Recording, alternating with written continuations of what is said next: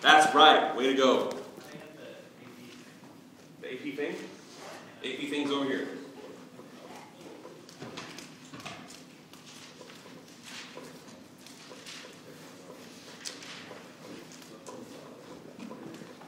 So as TJ said, the question is, at my age, who's doing better?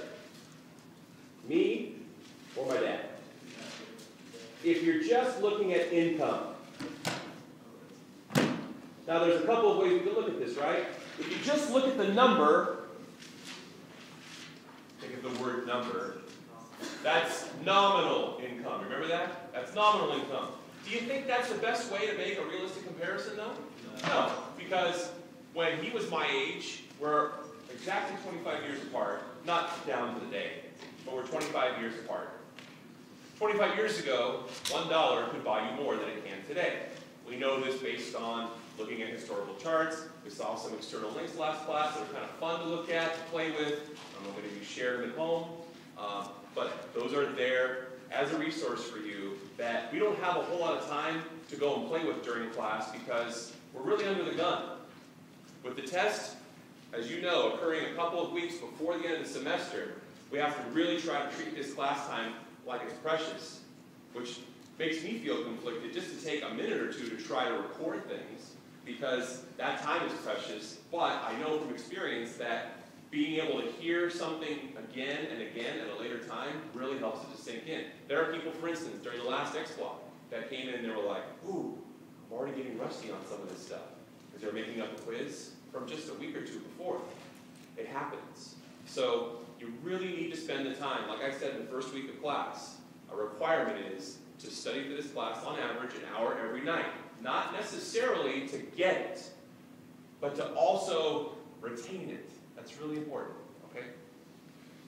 But needless to say, class time is precious. So, you should take part of your time to have it sink in by using those external links. Going and looking at charts. And if you want, bring a question to class and say, Mr. Gidding, I was looking at one of those links, and I don't get this. Or, did you notice how much prices rose in 1970?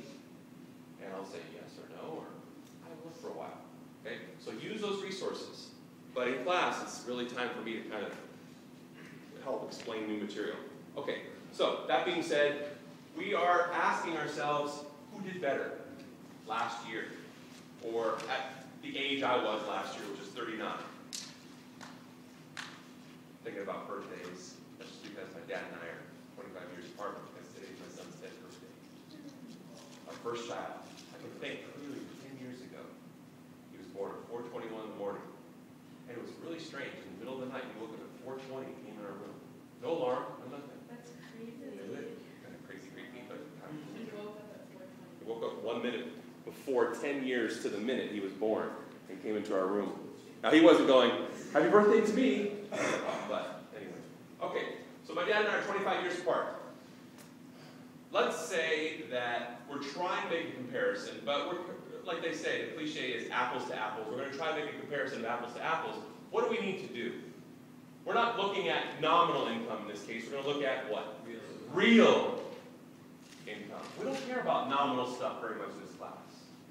We care about real stuff. We deal in reality. All right?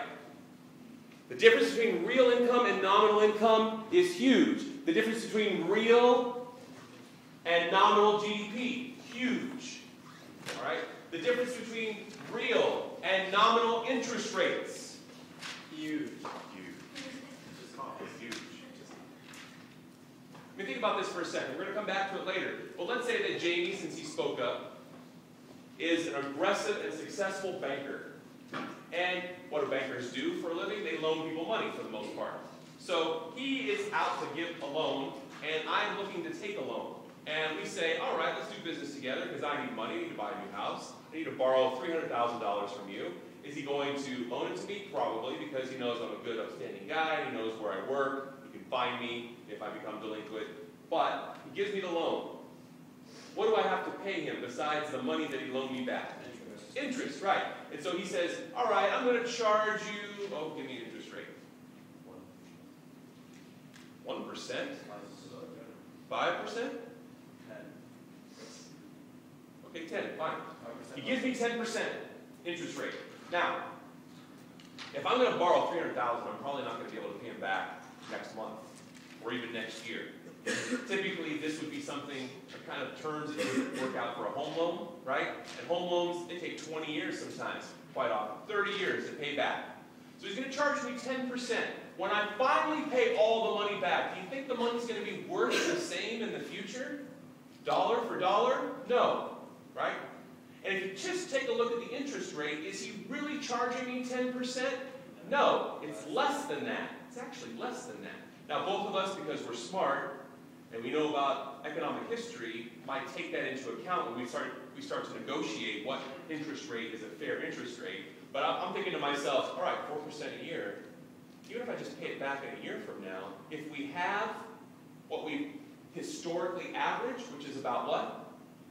Inflation, 4%, then really what he charged me would be 6%, right?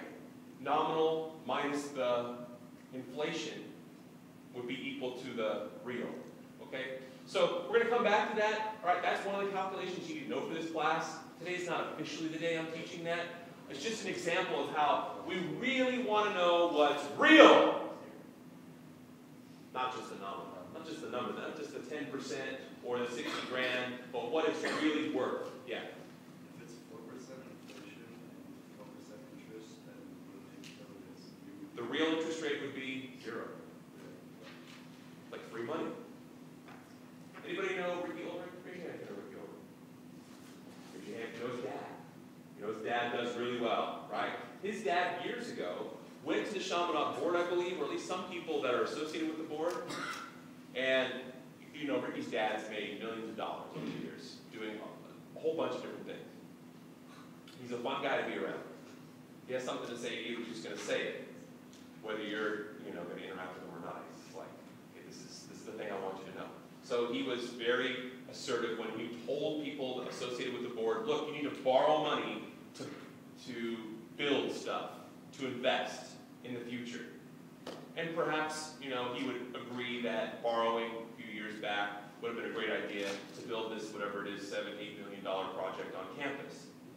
Now, borrowing sounds a little scary, right? Because you have to pay that money back plus interest. But one thing he knows, having gone to Harvard Business School, okay, is that when you pay the money back years later, it's not exactly worth what you borrowed it for. Unless for some strange reason we have not inflation, but what, Connor? Deflation, right? So he's making these calculations in his mind because he's taken over companies in the past that might have been worth $10 million and turned them around and made them more valuable and sold them to somebody else for $100 million. And this piece of finance is a key piece. So it's important to understand real, right? Not just nominal. So let's go to real income. Now, we left off in chapter 5 with this kind of formula. In my book, it's 117. I think it's probably a little later for you. Real income equals what? What does it equal, Haley?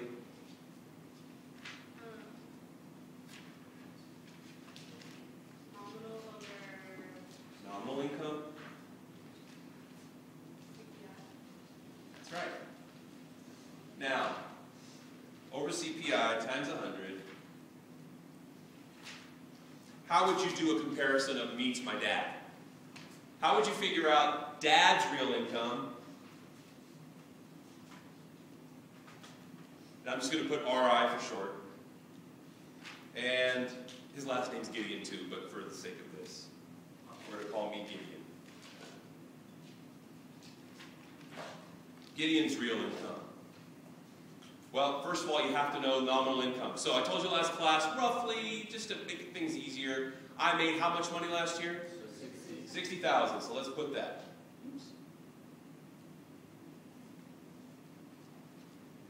Now, what CPI do I use? Just any old CPI I want? Last year's CPI. Now, we could always look it up, but I want to save time rather than going to your external links. So let's just use some numbers in your book. Let's use the 2005 CPI. And according to your book, what was the CPI in 2005? 195.3. So let's use that. Okay? And then we're going to do times 100. Dad's real income. What did Dad make 25 years before me? What's that? 27,000. Now, I know this isn't the actual year, but 25 years before 2005 would put us at what year? Class? 19. What's 2005 minus 25 years? 1980. Beautiful. 1980, what's the CPI in your book? 82.4. And of course you recall from last class how they get these numbers, right? They have a market basket, which is a sampling of the usual items people would buy in this country, and they take a sample of those prices month by month by month, and they use the market basket to calculate the CPI, right? Remember that whole thing? Okay. You could have to do that if we have a quiz today. Calculate the CPI with this market basket. This many items for each of these, and here are some prices. All right? But that's the CPI. He made more. He did? Yeah. What? He only made 27,000. Yeah. Are you kidding me? What's 27,000 divided by 82.4 times 100? He made $2,000 more than you did. What's that number, though? I don't know because I did it times 100. I did it all in. I did that in parentheses times 100. Do 27,000 divided by 82.4 Yeah, times 100. times 100 equals 32,766.99 cents. And yours was 30,721.97 cents. Oh! He always wins. I have such bad memories of this kind of stuff. Like even when I was a kid, I used to train for sports, and I used to run laps around the local track. Dad would run with me, and he let me get way in front of him and believe that actually I was going to finish my whatever it was, 2 miles first. And then always like in the last lap, I'd hear him huffing and puffing and laughing. I was kind of more or less like that. And he would hawk me at the end, man. I just thought for a second there that I was doing so much better than my dad, but I'm not, am I? He caught me again. It'll probably always be like that. Does this make sense, though? Right? Converting nominal income to real income. You have to compare apples to apples because a dollar bought a heck of a lot more back in 1980, since we're using that CPI, compared to 2005. Right? So that's one way you can compare apples to apples and convert nominal income to real income. Yes? So you always have like CPI for 27,000. The 82.4 is the CPI the year your dad was earning. Right. So this is the CPI. So is it always at like the same year as like the nominal income? Exactly. So that's the CPI for 1980. And this is the CPI for 2005. Right? I think I'm brave enough to start recording myself now.